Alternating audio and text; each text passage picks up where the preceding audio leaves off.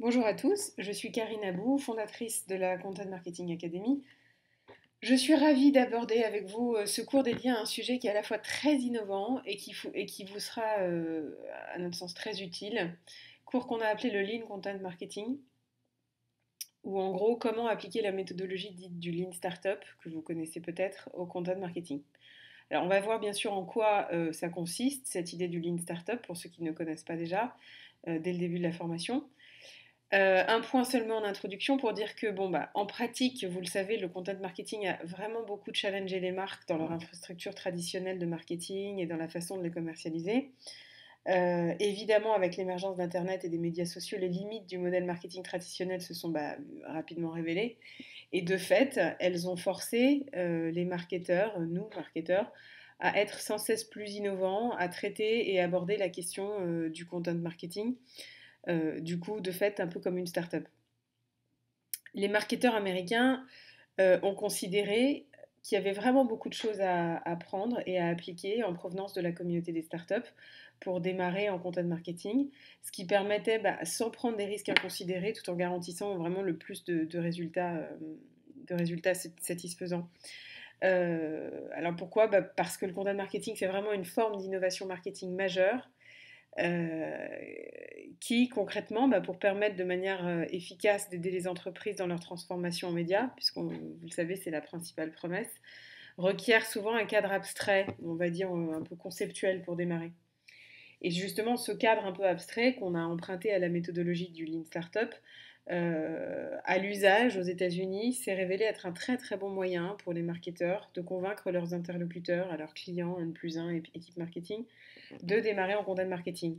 Ça permettait à la fois d'optimiser les chances de réussite et de circonscrire surtout les risques d'échec. Donc on va développer un petit peu tout ça. Qu'est-ce qu'on va apprendre au travers de ce cours?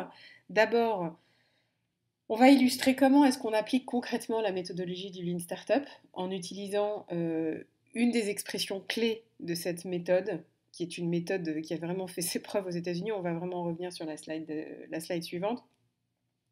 La notion clé de cette méthodologie, c'est le fameux produit minimum viable, de Minimal Viable Product. Donc, on va illustrer comment appliquer cette méthodologie en utilisant ce MVP, donc ce produit minimum viable, pour alimenter un investissement durable en content marketing. Donc, la méthodologie du Lean Startup, c'est justement le cadre abstrait dont on parlait un peu plus haut, qu'on va illustrer ici. Alors, ce cours va expliquer également les principes fondamentaux et les méthodologies de base sur lesquelles les experts en content marketing s'appuient pour guider des démarrages dans ces investissements et pour que justement ils les transforment en investissements durables. Enfin, on utilisera un cas concret, on l'explorera cette méthode théorique au travers d'une application principe avec des exemples de résolution de problèmes marketing très concrets sur un cas client. Donc vraiment, si je dois conclure là-dessus, l'objectif de cette formation, c'est de vous faire appréhender combien, quand vous allez pitcher en faveur du content marketing, qui était l'objet de la formation précédente, il va vous falloir presque raisonner moins en marketeur et beaucoup plus en entrepreneur. Ça va vraiment être la clé pour réussir à vendre une idée à ce point innovante telle que le content marketing. Et pour justement convaincre vos interlocuteurs d'investir dans cette forme vraiment innovante de marketing digital. Alors, qu'est-ce que la méthodologie du Lean Startup et en gros, qu'est-ce qu'un MVP, un produit minimum viable? Là, on fait vraiment une parenthèse et on entre dans l'univers un peu des startups. De manière générale, les startups sont focus sur une chose essentielle, et c'est à la fois le génie et en même temps l'erreur, c'est de développer de nouvelles idées sur le marché de la façon la plus efficace possible. Euh, Sauf que souvent, alors justement, c'est ça qui amène un entrepreneur à concevoir son fameux produit minimum viable. En gros, ce produit minimum viable, c'est un prototype.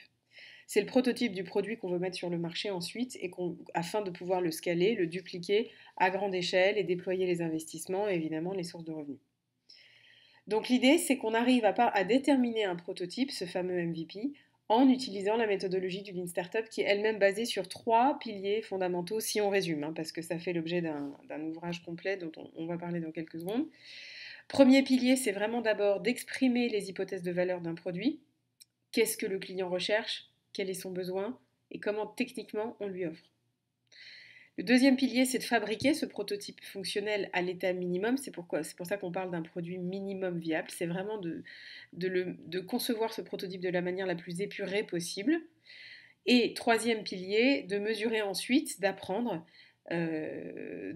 du fait, enfin du déroulement factuel du produit, mesurer rigoureusement les comportements d'achat que justement ce prototype va générer. Quelle réaction consommateur au produit, quelles critiques, quelles idées d'amélioration, usage, pas d'usage, toutes ces questions-là.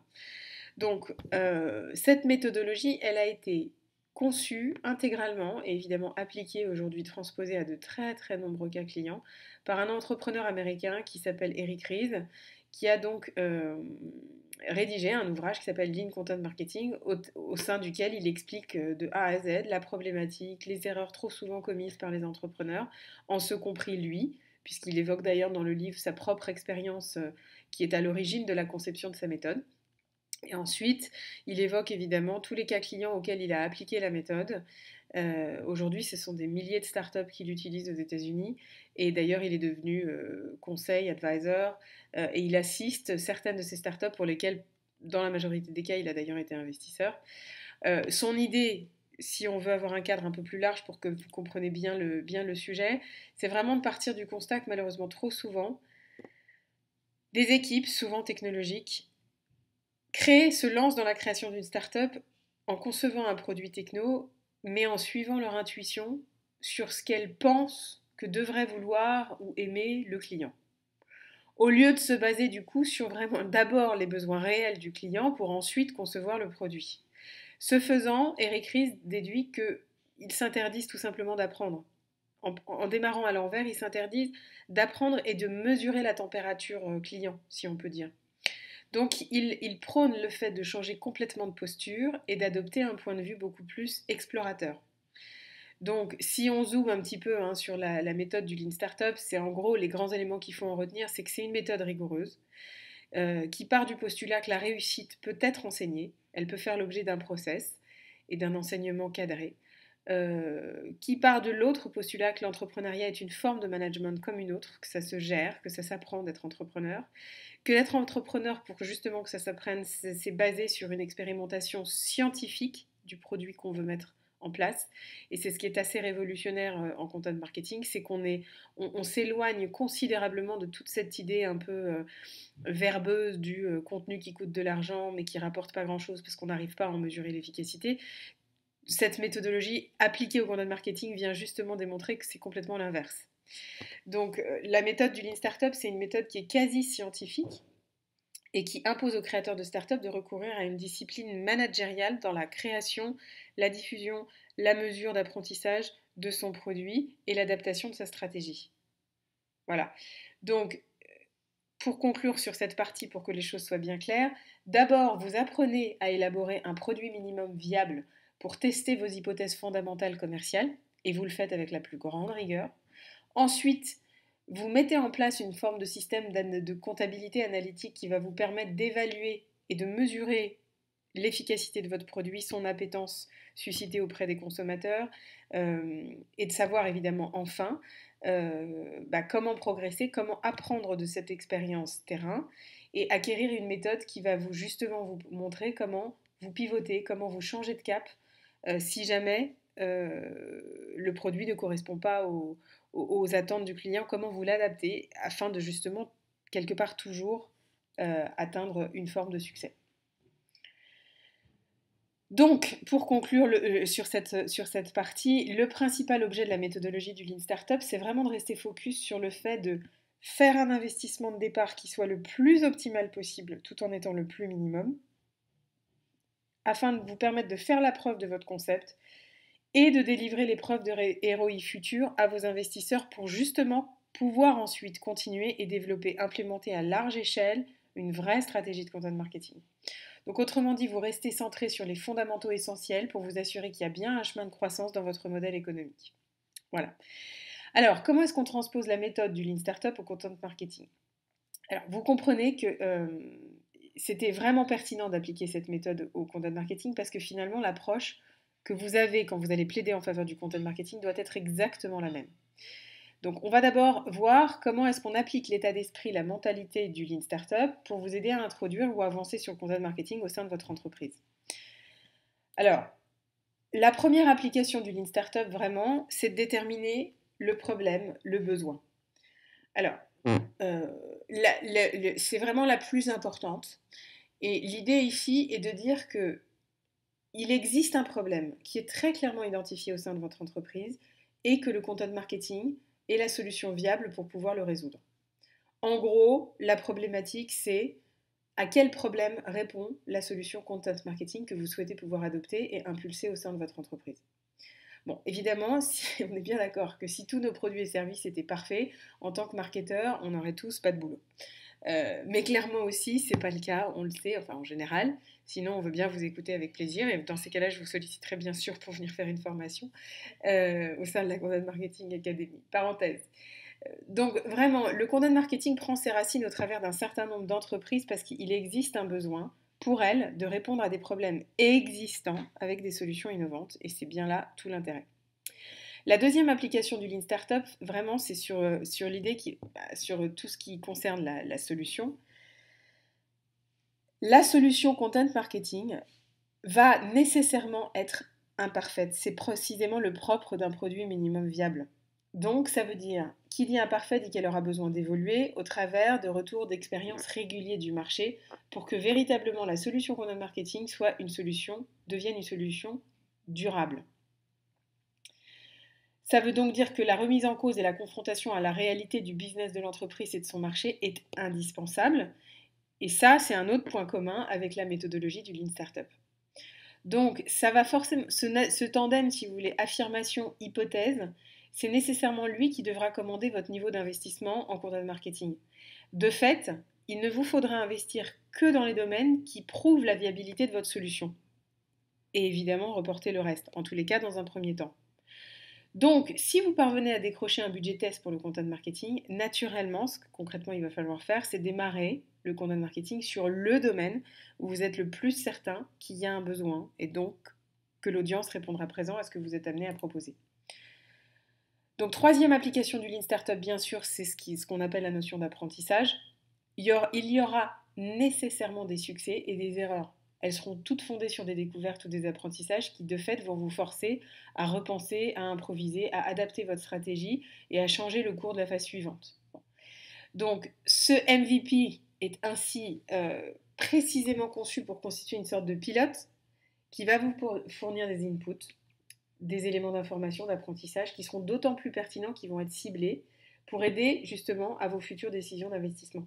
Donc, une fois encore, n'investissez pas trop au départ, ne vous embarquez pas à corps perdu dans une voie, tant que les datas que vous collecterez à la fin, on va voir comment, ne vous confortent pas dans le fait de dire je suis sur la bonne voie, c'est la bonne voie à suivre.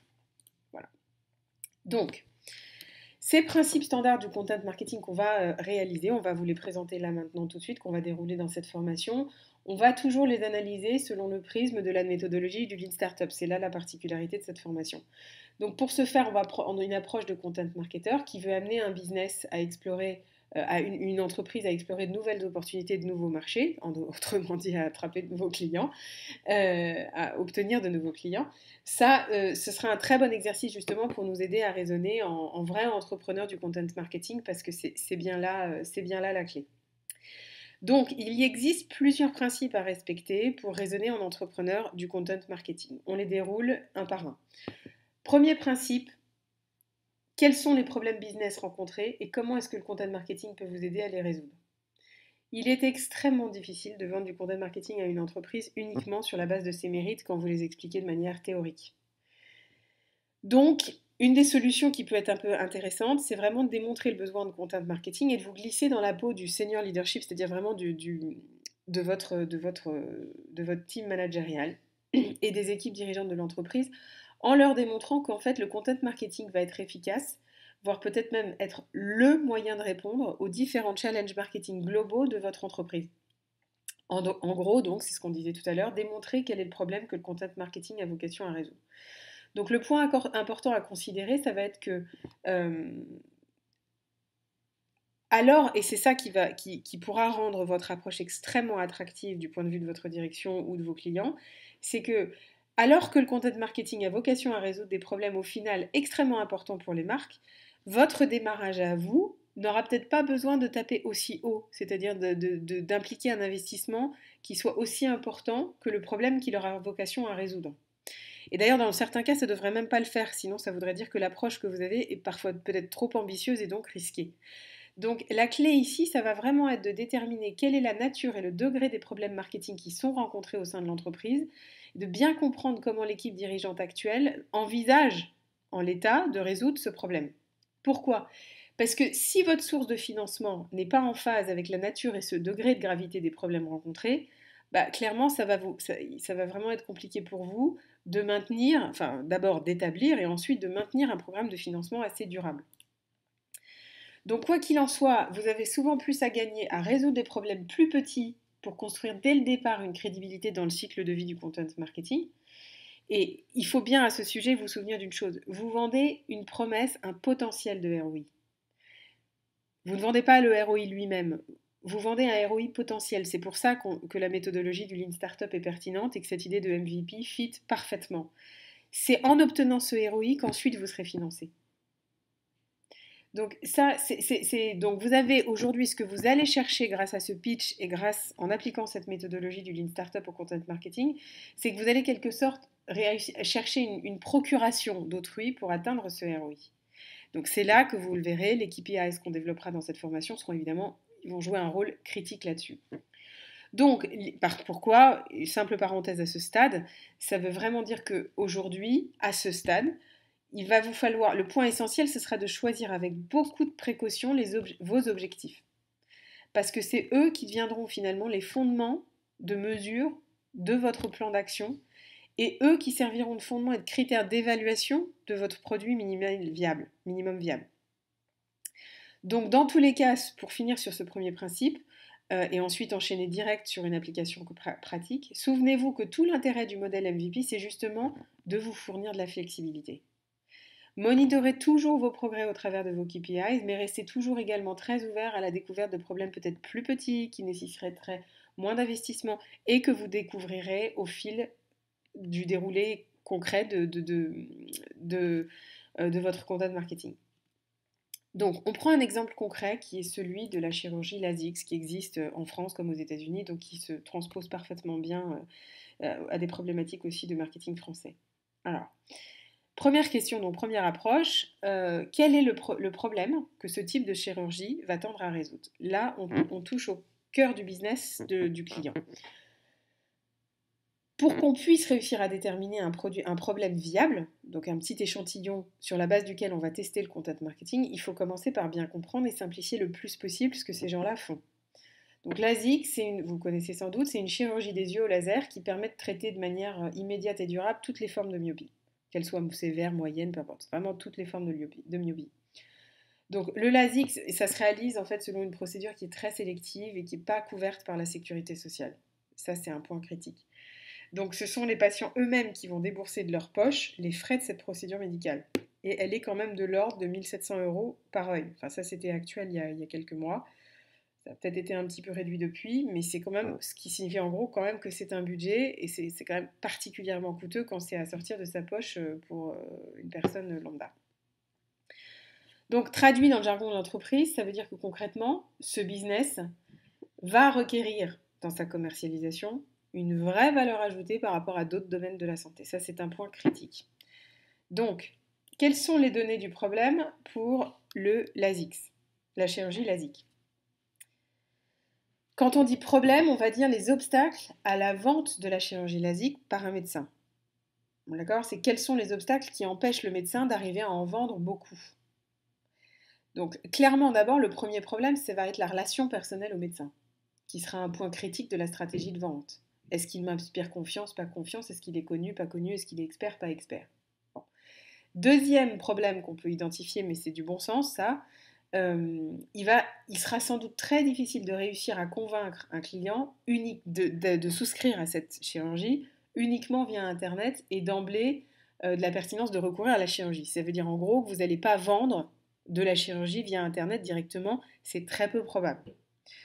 Mais donc, les enseignements qu'on en tire au plan strictement marketing, ça veut dire que ça va imposer à la stratégie marketing d'axer beaucoup plus sur l'obtention des rendez-vous d'évaluation et d'information avec les médecins que directement en prise de rendez-vous pour l'opération elle-même. Ça, c'était la deuxième optique qu'on pouvait avoir, c'est-à-dire, bon, bah, si on ne vend pas directement de la chirurgie, ça c'est peu probable, on peut vendre une prise de rendez-vous directement pour faire la chirurgie. Ça, c'est aussi un point qui est a priori à exclure compte tenu des deux problèmes qu'on a diagnostiqués au préalable.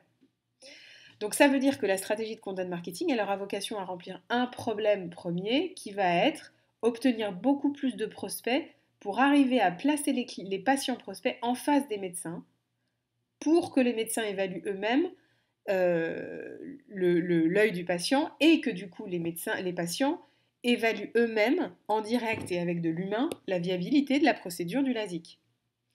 Donc l'idée, ça va clairement être d'utiliser du contenu non pas pour décrocher une prise de rendez-vous directe pour une chirurgie, mais pour obtenir le plus grand nombre de leads qualifiés pour un rendez-vous physique avec le médecin, qui lui-même sera le seul finalement, le seul à même humainement avec toutes ses compétences et son expertise, de convaincre de recourir à la chirurgie. Donc logiquement, plus de rendez-vous obtenus pour les médecins générera plus de chirurgie, qui est ce qu'on cherche à vendre. Donc génération de leads beaucoup plus qualifiés. C'est clairement le vecteur d'apport fondamental dans ce business. Le marketing va donc être ici centré sur une tunnelisation, un entonnoir, si on peut dire, beaucoup plus efficace, et sur la conversion de prospects potentiels en rendez-vous effectifs. Si l'entreprise appliquait du marketing assez classique, elle va faire en toute logique, elle va concentrer tout son appareil marketing pour avoir un entonnoir de conversion efficace et convertir les prospects en rendez-vous pris. Mais il se trouve qu'on va partir du postulat que, a priori, s'ils appliquent les vertus du marketing classique, ils ont investi très peu en fait dans des contenus qui permettraient une meilleure qualification des prospects pour une conversion en prise de rendez-vous. Or, pour réellement augmenter le chiffre d'affaires par une augmentation du volume de demande de chirurgie dès après le premier rendez-vous physique avec le médecin, il faut s'assurer qu'avant de prendre le rendez-vous, les leads auront été les plus qualifiés possibles. S'ils ne le sont pas, le médecin risque parfois d'enchaîner une dizaine de rendez-vous par jour, avec en fin de journée 0 rendez-vous effectif pris pour une chirurgie. Alors que si le marketing est bien fait, notamment au moyen du contenu, sur 10 rendez-vous, le plus possible doit déboucher d'emblée sur des rendez-vous pour la chirurgie elle-même. C'est toute la pertinence du content marketing. Donc il y a vraiment là une formidable opportunité de centrer son content marketing. Et c'est d'ailleurs parfaitement cohérent avec le rôle que le content marketing joue dans le marketing mix d'une entreprise en général. La majorité aujourd'hui des efforts marketing classiques, c'est souvent centré sur le bout de l'entonnoir, c'est-à-dire au moment de la conversion et des ventes, mais finalement très peu sur le haut de l'entonnoir, c'est-à-dire qu'on dit upstream en anglais, c'est-à-dire sur une meilleure éducation de l'audience et sur la construction d'un lien de confiance justement pour amener et pour faciliter la vente. Donc dans le cas de la chirurgie LASIK, le principal problème marketing identifié sur lequel on se concentrera, ça va vraiment être d'aider l'entreprise à capter des candidats les plus qualifiés possibles. Donc premier exemple du principe premier. Principe numéro 2, petite phrase sympa, le content marketing est fondamentalement généreux. Par opposition au marketing traditionnel, le content marketing est centré vraiment, et c'est ça qui le caractérise, autour des besoins de votre audience, sur le fait de résoudre les problèmes de vos clients. Ce qui signifie que concrètement, la façon de mesurer vos actions de content marketing, ça va vraiment être sur sa capacité à répondre à ces besoins tout en permettant à la marque d'influencer leur comportement. L'un des plus gros défauts, si je puis dire, des méthodes de marketing actuelles, c'est clairement qu'elles sont beaucoup trop auto-centrées, parfois même carrément insulaires, et tellement centrées sur le souhait d'influencer à la vente. Or, précisément, tout l'objet du content marketing, c'est d'influencer les comportements, mais bien avant que l'audience soit en situation de prendre une décision d'achat. On a tous déjà été dans ces meetings, vous savez, où on est persuadé d'avoir créé la communication que nos clients vont juste adorer. Mais c'est parce qu'en fait, on part du postulat que notre audience est bien plus réceptive à notre communication qu'elle ne l'est en réalité. A l'inverse, quand vous entrez dans la sphère du content marketing, l'idée est beaucoup plus altruiste, on fait preuve de beaucoup plus d'empathie à l'égard de l'audience. Et si on agit de la sorte, c'est parce qu'on a vraiment fondamentalement compris que avant que vous puissiez effectivement délivrer une proposition de vente concrète et explicite à un client, c'est d'abord indispensable d'avoir rétabli une vraie relation mesurable de confiance avec votre audience. Et c'est cette relation mesurable qui va vraiment constituer ensuite une base fertile pour un nombre important de métriques qui indiqueront les progrès, les corrections, les adaptations à faire. Donc au travers d'un exemple d'un plus petit problème auquel vous allez chercher à répondre, vous allez trouver un chemin plus clair pour faire la preuve que le content marketing est à même de résoudre de plus gros problèmes.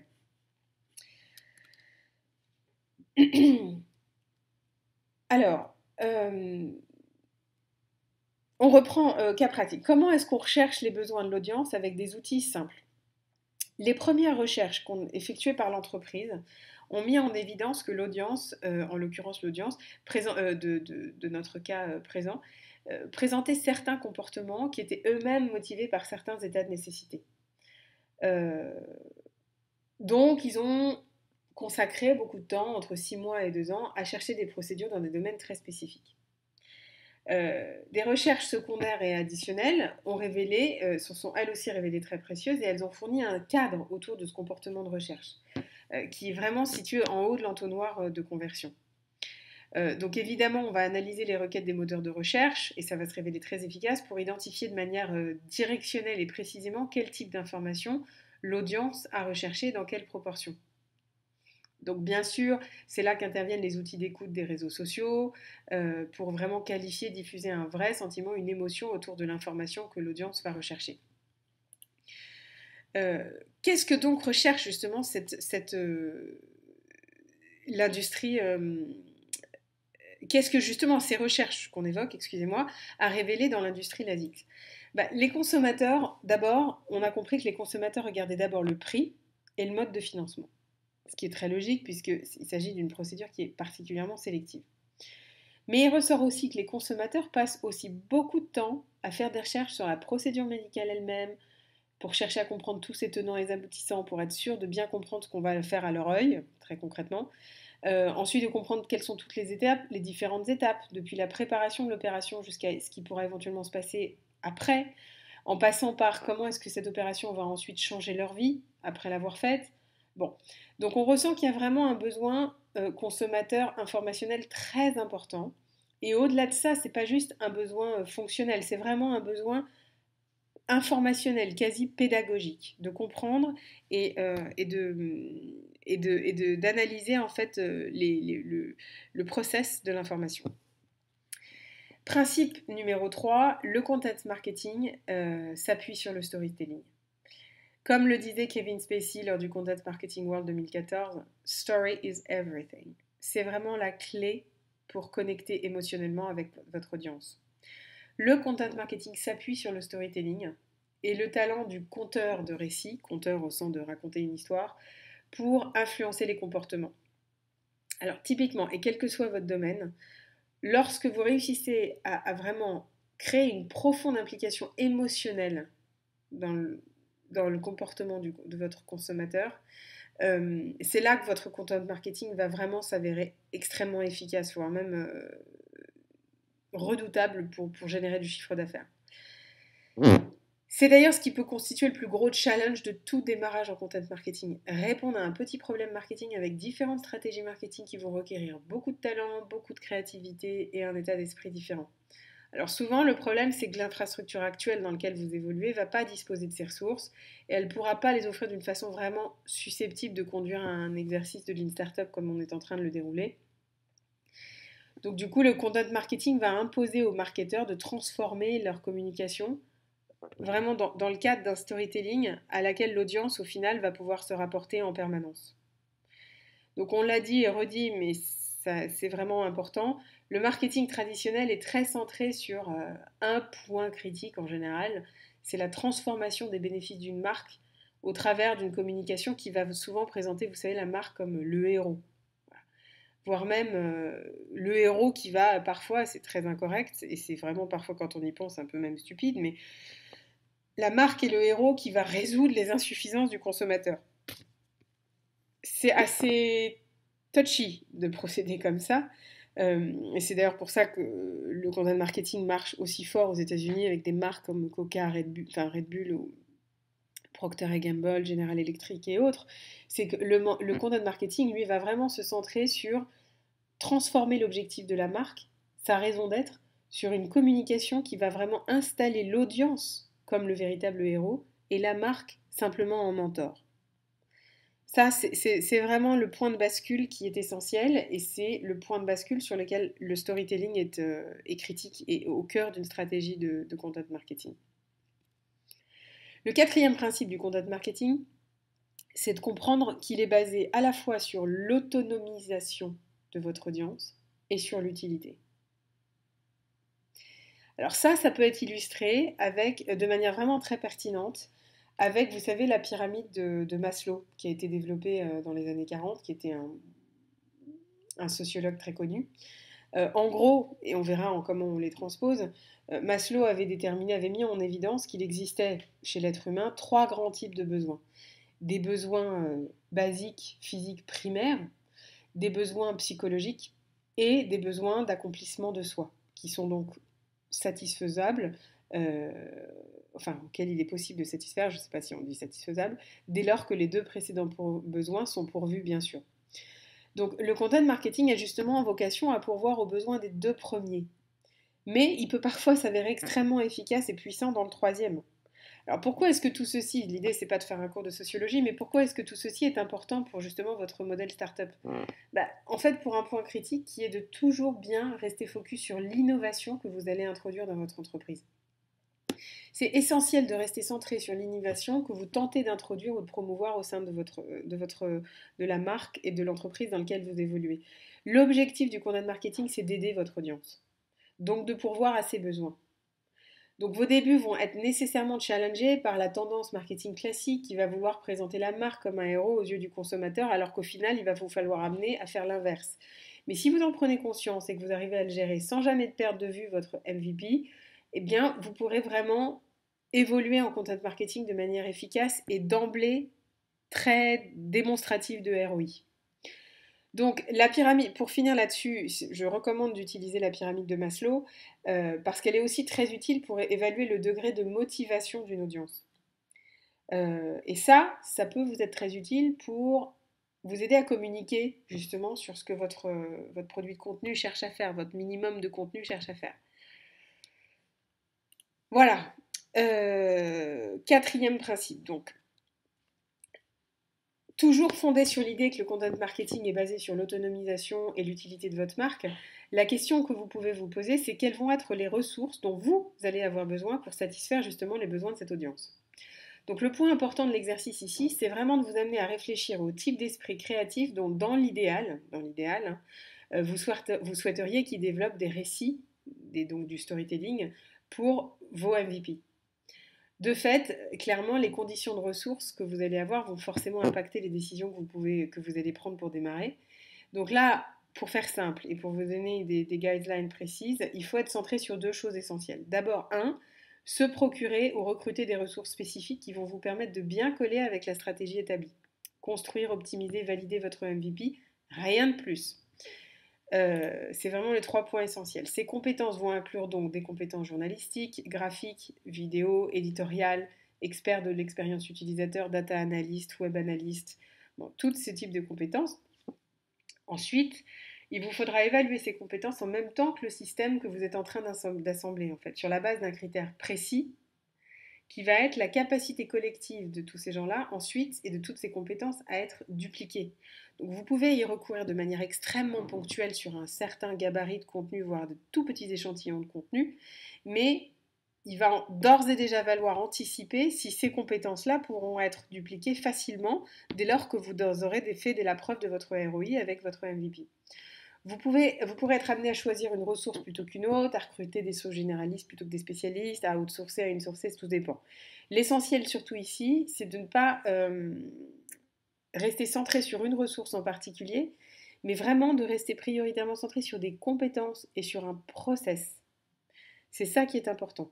Pas des personnes, des compétences, et pas dans le désordre, sur la base d'une méthode, d'une méthodologie et d'un process. Alors, pour appliquer tout ceci à l'exemple de la chirurgie LASIX, quels sont les besoins des prospects de la chirurgie LASIX qu'on pourrait chercher à satisfaire? Très concrètement, comment est-ce qu'on transpose les idées théoriques qu'on vient de développer?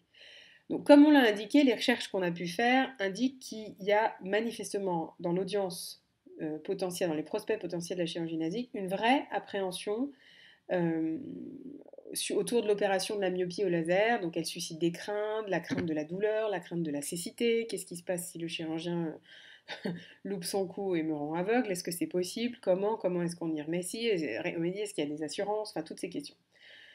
Or, c'est justement cette émotion-là, cette appréhension qui va être à l'origine du passage à l'action ou pas. Est-ce que je prends un rendez-vous? Est-ce que je ne prends pas de rendez-vous?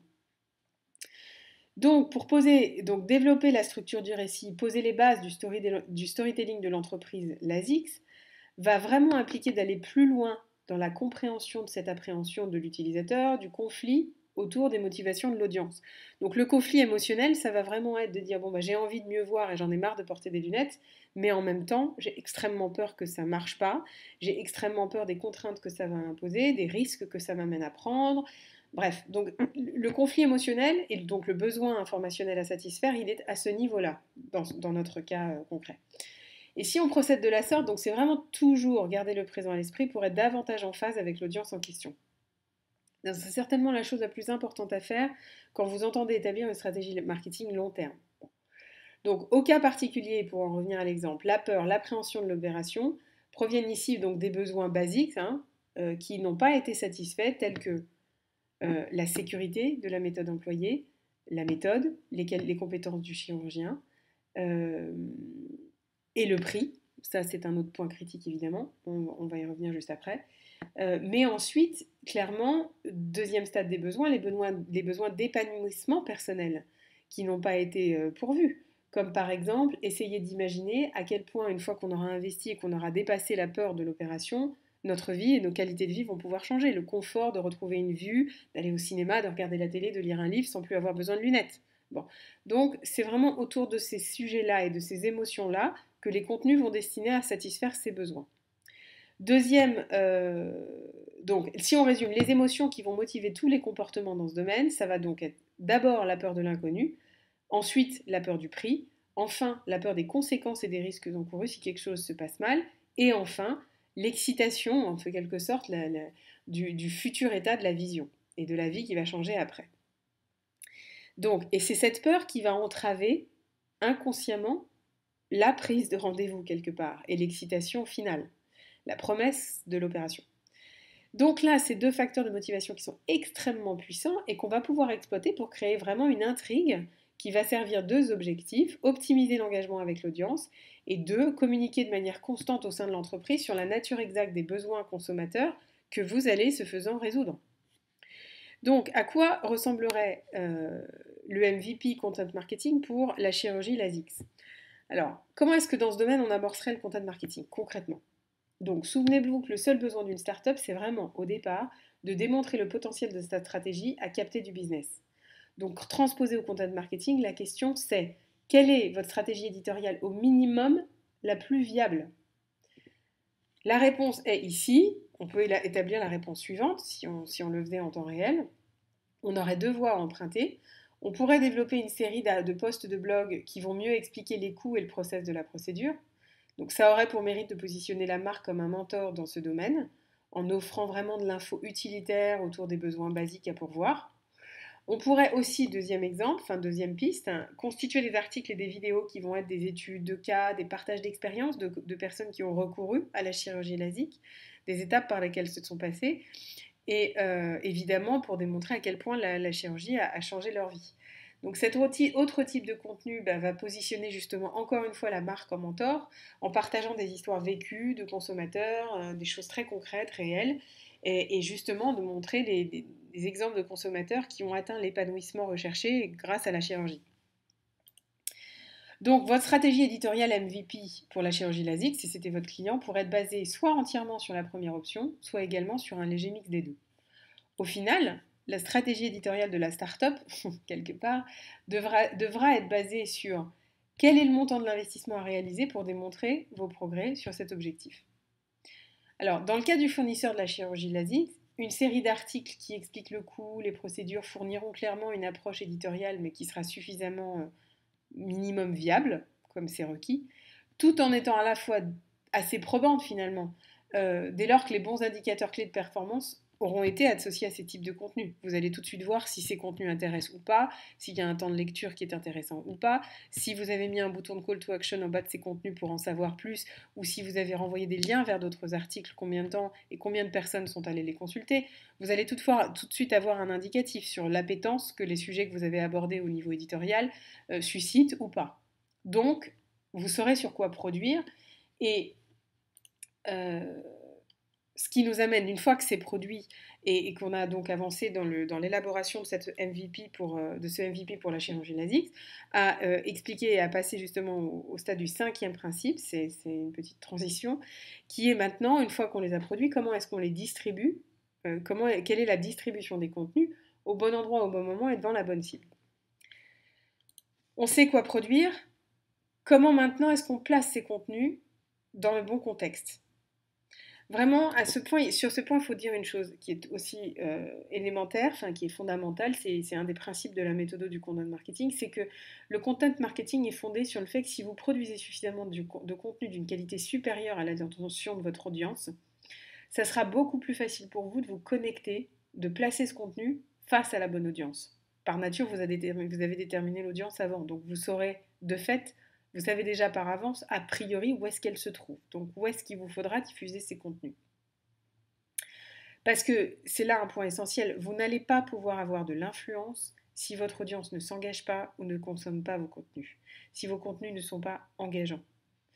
Donc, le fondateur de BuzzFeed disait une phrase, il a poursuivi un peu la phrase de Bill Gates, et il l'a poursuivi de manière assez ironique, mais vraiment très pertinente. Le content marketing est peut-être le roi, ça c'est sûr, mais celle qui est reine, c'est la distribution, et c'est même elle qui porte le pantalon dans le couple. Donc, c'est vraiment un point, la distribution est vraiment critique, si ce n'est presque plus critique encore que la production du contenu elle-même. Parce que la distribution, elle permet de générer évidemment un feedback critique sur les enseignements. C'est les fameux enseignements de la méthodologie du Lean Startup qui vont vous aider à valider ou à invalider votre modèle initial. Donc lancer une startup dans le marketing de contenu requiert vraiment de prendre des décisions de base du type où est-ce que l'audience va expérimenter le produit et où est-ce que l'audience elle va consommer le contenu. Et pour ça, il y a des critères vraiment très simples qui peuvent vous permettre justement de l'identifier. Vous pouvez utiliser des leviers de communication existants. Ne construisez rien qui n'est pas déjà à votre disposition. Ce n'est pas l'idée à ce stade. Assurez-vous en revanche que vous pourrez mesurer et analyser toutes les chaînes de distribution que vous allez choisir. Est-ce que vous pouvez mesurer et analyser les chaînes de distribution choisies? Est-ce que c'est scalable? Vous trouverez peut-être du coup moins coûteux de publier votre contenu sur une plateforme de social media ou sur une plateforme de microblogging selon ce que vous avez déjà. Ensuite, demandez-vous toujours si votre chaîne de distribution est scalable. En règle générale, évitez autant que possible de construire votre MVP sur ce qu'on appelle ici une fondation digitale, mais que vous êtes en location. Alors, il vaut mieux en location, c'est-à-dire les plateformes de curation, des choses comme ça, non pas que je sois contre, au contraire, mais quand vous lancez un investissement dans la production de contenu, il faut quand même que vous vous assuriez que vous en avez une totale maîtrise pour le manager et pour le gérer. Donc, évidemment, les chaînes de distribution de contenu ensuite sur lesquelles vous pouvez utiliser, qui sont là celles ouvertes à tous, et les réseaux sociaux évidemment, le paid marketing évidemment aussi, le SEA, toutes ces choses-là. Ensuite, évidemment, l'idée va être de relier votre contenu à votre audience et de les faire se rencontrer. Donc là, la clé, ça va vraiment être d'exploiter les chaînes gratuites et les chaînes payantes en faisant un mix un peu subtil qui va vous permettre d'extraire les données suffisantes pour plaider votre affaire et démontrer votre ROI. Donc parfois, distribuer un contenu via du SEA avec un tout petit budget, c'est vraiment un tout petit budget et pas forcément sur la durée, mais sur quelques jours, ça permet de dire, voyez, quand on dépense 1 ou 2, on arrive à obtenir une multiplication du trafic ou de l'engagement de 10. Donc si vous me donnez 20, je vais réussir à multiplier d'autant le contenu. C'est vraiment, l'idée c'est de faire de la preuve du concept également sur les modes de distribution du contenu. Alors, exemple de distribution, encore une fois toujours appliqué à la chirurgie LASIK. Euh, donc l'analyse du comportement de l'audience, on va supposer qu'on l'a fait, va démontrer que la plupart des recherches faites par l'audience au sujet du LASIK donc, sont faites online, aux surprises. Donc très rapidement, ça va restreindre notre pouvoir de décision.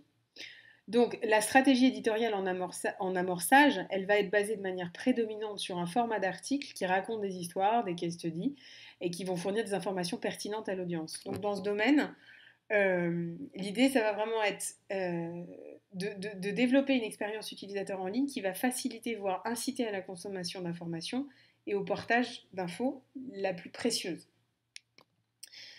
Donc, on va partir du postulat que dans l'exemple de la société LASIK, elle disposait déjà d'un blog, sauf que jusqu'à maintenant, le blog, il était principalement utilisé pour partager des informations sur la marque, sur le médecin, que véritablement des infos utiles.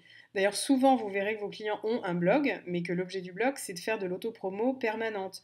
L'agence machin a réussi à obtenir le prix Trucmuche, notre entreprise a été classée meilleur service de la service consommation de... Enfin, c'est toujours ce même type de contenu, franchement, qui évidemment ne peut pas susciter du trafic et de l'audience. En revanche, ce qui est positif dans cette approche, c'est que le blog existe déjà. Donc, en modifiant la ligne éditoriale du blog, vous allez pouvoir faire vos tests tant attendus. Donc dans l'exemple de la société, c'était le cas. La société LASIK, elle avait déjà un blog. Donc ça va être évidemment l'endroit, mais formidable pour déployer votre MVP, parce que du coup, clairement, vous allez diminuer vos coûts de production et le temps de production. Ça va être facilement mesurable et très facile de bâtir des reportings. Et en général, ce sera une techno facilement scalable, parce que si l'entreprise est comme beaucoup d'entre elles, beaucoup d'entreprises de taille moyenne, ce sera certainement un WordPress ou ou un CMS très, très, très général et très générique.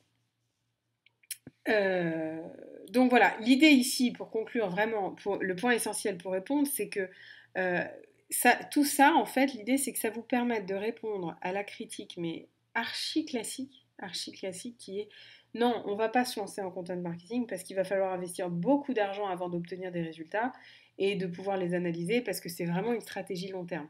Réponse non, pas si vous faites un MVP. Et vous devez vraiment raisonner pour ce point en transposant la méthode du Lean Startup. Oui, c'est une stratégie long terme, uniquement si on décide d'y aller franchement. Et avant de décider d'y aller franchement, faisons un MVP, appliquons la méthodologie du Lean Startup pour décider si on démarre et démontrer que ça marche. Ça marche. Ce qui de fait permettra d'analyser le content marketing non plus comme une source de coûts, mais comme une source potentielle de revenus réels. Donc, ça nous amène évidemment au centre même de la stratégie de content marketing, qui est le principe numéro 6, la mesure de vos résultats et de vos KPIs. Alors qu'une histoire aisément identifiable et utile à l'utilisateur sont la clé d'un succès long terme dans une stratégie de content marketing, il est évident que la façon dont vous allez mesurer et faire des reportings du comportement de l'audience et de ses réactions face aux investissements que vous aurez fait dans votre MVP va être essentielle pour le succès court terme de votre stratégie de contenu. Donc vraiment, pour justement vous permettre d'obtenir ce fameux budget et faire du long terme ensuite. C'est toute l'idée de cette transposition de la méthodologie du Lean Startup. C'est la raison d'être et la pertinence même de ce MVP, c'est justement de vous permettre une mesure des résultats qui est faite très rapidement à court terme. Donc, il y a 4 éléments critiques, on les balaye rapidement à prendre en compte pour la mesure et l'analytics et le reporting. 1, vos KPIs, donc qui sont les indicateurs clés de performance. Ils représentent l'activité business critique que vous tentez d'atteindre. Il est ainsi indispensable que votre MVP soit mesurable dans des proportions et selon une méthode bien sûr qui permette de communiquer sur l'impact positif potentiel que cette activité va pouvoir avoir. Ensuite, vous avez ce qu'on appelle aux États-Unis et qui est un point moins utilisé en France mais qui me paraît être de vraie valeur ajoutée, c'est les Key Lead Indicator. Le KLI, c'est le pouls de l'audience que vous essayez d'influencer et qui va, elle, directement influencer vos KPIs. On en fera une transposition pratique et concrète pour que vous compreniez mieux. Donc en général, c'est assez difficile avec du content marketing d'impacter directement des KPIs. C'est plus facile de le faire au travers de KLIs que justement l'entreprise aura déjà utilisé. Donc troisième point important, évidemment, ce sont vos outils de mesure. Donc au départ, soyons simples et modestes. ce qui n'empêche pas d'être efficace. La majorité de vos MVP content marketing seront online avec Google Analytics, qui va devenir clairement votre meilleur ami, si ce n'est pas déjà le cas. Enfin, le quatrième point de ce plan de mesure, ce sont l'analyse. Les datas collectées par vos outils et de reporting ne sont pas une analyse elle-même, il ne faut pas confondre les deux. Tes datas, c'est une photo de ce qui s'est passé. Ce sont des données brutes qui ensuite doivent être interprétées. Or, l'interprétation, elle requiert l'analyse, et l'analyse nécessite d'être communiquée d'une manière qui justement permette une articulation claire de comment votre MVP va résoudre le problème de votre entreprise, avec qu'est-ce que vous avez besoin avec les moyens que vous allez pouvoir avoir pour le déployer. Donc bien souvent, les enseignements qui sont tirés par ce biais devront être analysés et approfondis avec des apprentissages, des études de cas tirés d'autres exemples dans votre propre industrie. Donc ça, c'est la partie qui demandera un peu de boulot, mais c'est surtout un peu de temps passé par vous pour monter votre dossier et pas de l'argent, entre guillemets, à sortir.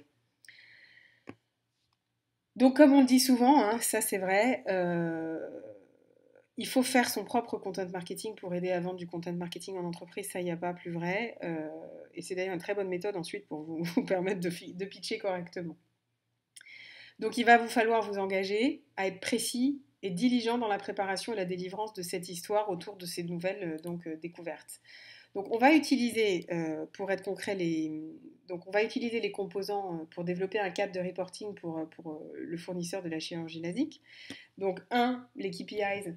Alors, le business dans ce domaine, il est généré quand on réussit à amener des candidats potentiels en face de nos docteurs super compétents pour une évaluation.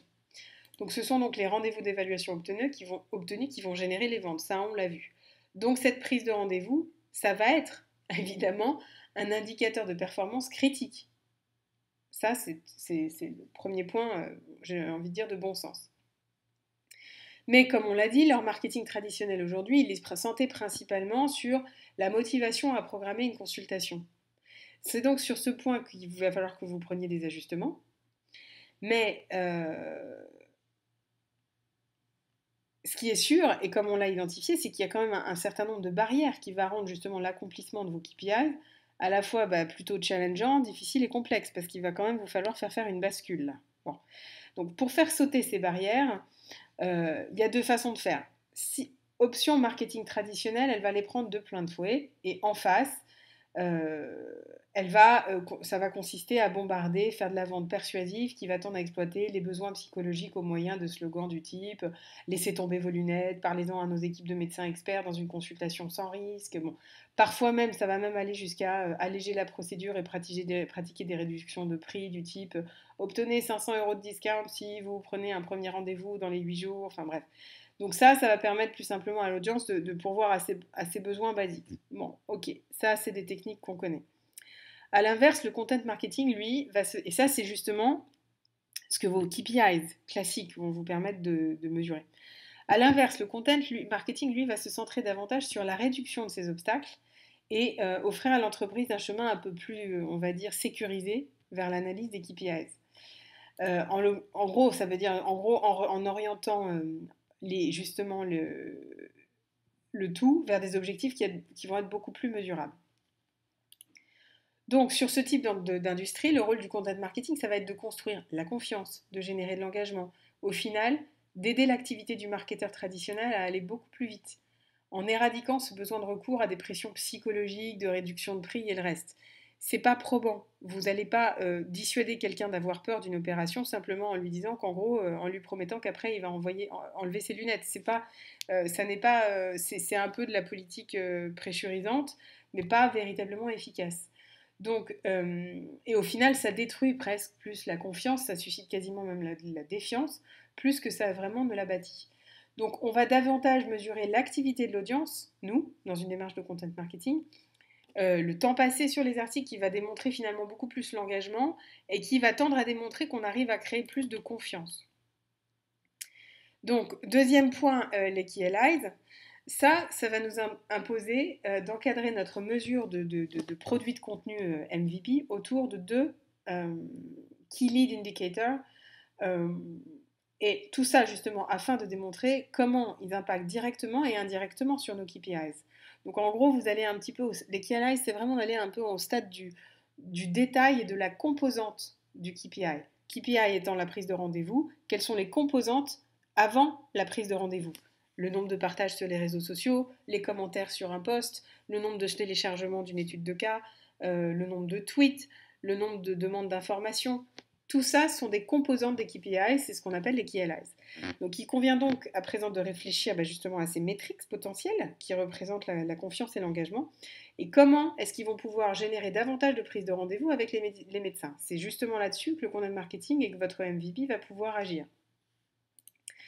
Donc, dans notre cas pratique, notre histoire, elle va vivre sur le blog du site, afin qu'on puisse mesurer dans quelle proportion l'audience est intéressée par le contenu, combien de temps elle passe dessus, est-ce qu'elle partage pas, si oui où, combien de trafic en général ça va être généré par ce contenu, page par page, combien est-ce qu'il nous a coûté à produire, et on peut même mélanger le naturel et le payant pour attirer le trafic, bref. Donc on reste centré sur l'analyse, on garde présent à l'esprit que chaque entreprise est différente et que ce framework de mesure et de reporting, ensuite, vous l'adapterez aux différents échantillons de mesure que vous allez avoir besoin de raconter. Donc, s'agissant de notre fournisseur de l'ASICS, des histoires qui aident et informent permettent justement de générer de l'activité autour de 3 indicateurs de lead clés. 3 voire même un peu plus, mais j'en donne quelques exemples. Les pages avec du contenu qui aide. Par exemple, on va démontrer qu'elles augmentent le temps moyen de visite sur la page du site de près de 300%. L'audience passe, par exemple, 1 minute 30 de plus sur des articles qui aident à comprendre l'opération au lieu de 30 secondes en moyenne sur les autres contenus du site.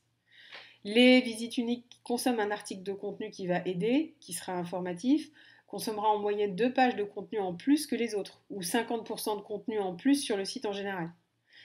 Le partage d'articles, des articles justement qui ont vocation à renseigner sur l'opération elle-même, à diffuser des explications sur comment se déroule l'information. Ce partage sera par exemple 10 fois plus élevé que sur les contenus traditionnels du site. Les contenus qui vont aider seront plus générateurs de trafic sur le site en général que les autres. Ça, ce sont des key allies. Donc, alors, à présent, est-ce que ces KPIs, justement, et cette activité KPIs va impacter directement vos KPIs ou peuvent-elles le faire? C'est sur ce point que votre pitch, votre histoire, va justement devoir faire le lien. Donc, dans l'exemple, on va partir du postulat que le pic d'activité du site va correspondre à une augmentation de 20% et va se faire sur la page de programmation de rendez-vous du site. Sur la même période, les rendez-vous globaux vous démontreront, on analysera que les rendez-vous globaux auront augmenté de 10%. Que le nombre de visites de la page de prise de rendez-vous aura augmenté de 20%, que le volume global de rendez-vous final aura lui augmenté finalement de 10%. Donc là, vous avez un chemin. Vous avez un échantillon test qui vous aura permis de faire la preuve du concept que votre content marketing peut marcher.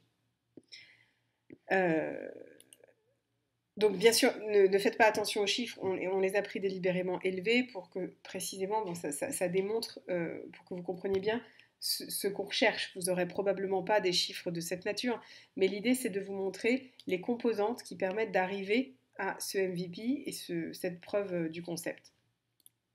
Alors, à quoi va ressembler votre pitch? Alors, comme tout entrepreneur, vous avez toujours besoin, alors ça c'est un point essentiel, d'être toujours prêt à le délivrer, votre elevator pitch, d'accord? Donc ça veut dire qu'il faut boire, manger, dormir avec. Et votre pitch ou la façon dont vous allez amener le besoin pourra être joué sur le mode, on recherche un héros pour nous aider, tiens, moi j'ai la solution, le content marketing est le nouveau héros. Donc, ça devra démarrer par la reconnaissance, la formulation explicite du problème que vous allez rencontrer. Ensuite, évidemment, donc ça c'est la trame qu'on vous donne. Ensuite, évidemment, soulignez bien l'innovation que vous allez apporter. N'hésitez pas à recourir à un langage cru et adapté. On teste une nouvelle approche pour résoudre les problèmes de l'entreprise. N'ayons pas peur des mots. Où nous avons récolté des enseignements précieux qui nous permettent d'apporter des solutions aux problèmes à la fois efficaces et innovantes et aux problèmes concrets qu'on connaît en ce moment au sein de l'entreprise. Troisième élément, parfois évidemment il sera important de valider ces enseignements, d'accord? Donc de fournir quelques perspectives en comparant ce que vous avez appris à d'autres entreprises qui ont testé cette même approche, hein, c'est la technique de la peur. Attendez, il serait temps qu'on le fasse chez nous parce que quand même les autres le font et voilà ce que les autres, nos concurrents le font et voilà comment ils le font et ce que ça leur a apporté. Ensuite, communiquer avec prudence sur le chemin que vous allez parcourir et comment les enseignements tirés ont aidé l'entreprise à identifier une voie d'investissement durable. Ne limitez pas vos découvertes à ce que vous avez réussi à prouver. Bien souvent, vous verrez que le content marketing délivre d'autres bénéfices que vous pouvez également communiquer. Enfin, avant votre plan, développez et déployez votre MVP de départ. Il est en effet critique que vous puissiez d'abord vous figurer concrètement à quoi ressemblera le succès. Se projeter le succès dans votre propre esprit, c'est souvent un facteur déterminant de réussite pour en développer un dans la vraie vie. Donc dernière mise en garde évidemment, ne vous précipitez pas. Ne prouvez pas que ce que vous avez besoin de prouver pour vous garantir un investissement plus substantiel. Ne prouvez que ce que vous avez besoin de prouver euh, pour garantir un investissement plus substantiel. N'allez pas trop loin, c'est pas la peine. Vous risquerez d'effrayer votre audience. La prochaine phase d'investissement ou de croissance, vous pourrez la centrer sur comment vous avez des investissements améliorent la performance dans d'autres domaines du business et le reste, mais pour le moment, vraiment rester centré sur les points essentiels. Pour conclure, je vous ai remis les 11 règles du pitch de Kawasaki. Parce que ça mange pas de pain et que c'est toujours vraiment un plaisir. Vous les retrouverez bien sûr sur internet, ça c'est clairement pas de moi, mais elles ont tellement bien fonctionné que je vous invite à les relire. Et pour finir, rassurez-vous, on a bientôt fini. Pour synthétiser, résumer ce cours, une dernière fois, on balaye ce modèle startup créé pour le fournisseur de la chirurgie LASIK et on voit les principes fondamentaux. Première étape, est-ce qu'il y a un problème marketing que le content marketing peut résoudre? Et ce problème provient-il du fait que on ne le résout pas en l'état de manière efficace, les problèmes de notre audience? Dans le cas de la solution LASIK, leur problème, c'est vraiment qu'ils essayent de vendre quelque chose à une audience qui est à la fois sceptique et sur la réserve. Quand on fait des recherches sur le comportement de l'audience, on a réussi à démontrer qu'il y avait une vraie opportunité à satisfaire des besoins qui étaient non pourvus, des besoins informationnels. On doit donc alléger ces barrières, donc diffuser des contenus concrètement, pour lever ces craintes et pour réussir à vendre notre solution à cette audience. Autre étape, est-ce qu'il y a des zones d'ombre, des inconnus dans notre conception, dans notre solution conceptuelle MVP qui requièrent qu'on limite notre investissement initial? À nouveau, dans le cas de l'entreprise LASIK, oui, il y en avait. On disposait de data, donc de preuves qui suggèrent de commencer par aider l'audience, ce qui permettra d'améliorer notre marketing et du coup de faire la preuve du concept du content marketing. Enfin, analyser l'audience a démontré que la priorité de l'audience est de comprendre d'abord le coût de l'opération, comprendre tous les aspects de la procédure chirurgicale elle-même, bref. Mais on ne sait pas encore quelle est l'approche optimale. Donc on a un cadre pour développer et délimiter le périmètre de notre MVP. Est-ce qu'il y a un cadre de développement et un cadre de distribution d'une histoire? Est-ce que vous allez élaborer une approche éditoriale pertinente? Est-ce qu'on a des données qui renseignent de manière précise sur la nature et le type de besoins non satisfaits? Est-ce qu'on a un moyen efficace de créer ou de distribuer du contenu? Oui, en l'occurrence, on avait un blog. Bon. Est-ce qu'on est présent sur les réseaux sociaux? Est-ce qu'on a un plan de mesure et d'analyse qui peut être délivré dans un temps relativement court? Et si ça prend trop de temps pour savoir comment votre audience réagit, alors dites-vous que justement votre MVP est potentiellement à risque. Enfin, est-ce que c'est scalable? Est-ce qu'il y a vraiment un potentiel de ROI qui soit duplicable? Et est-ce que vous avez réfléchi de manière suffisamment exhaustive sur comment votre MVP pourrait être utilisé pour soutenir une innovation marketing? Voilà, donc j'espère que ce cours vous aura permis de réfléchir sur comment vous pouvez démarrer en content marketing de manière très concrète et pratique au sein de votre entreprise ou pour même vos clients. Et comment vous pourriez être en mesure justement de faire avancer votre content marketing pour obtenir plus d'investissement et de croissance. Voilà, merci beaucoup à vous.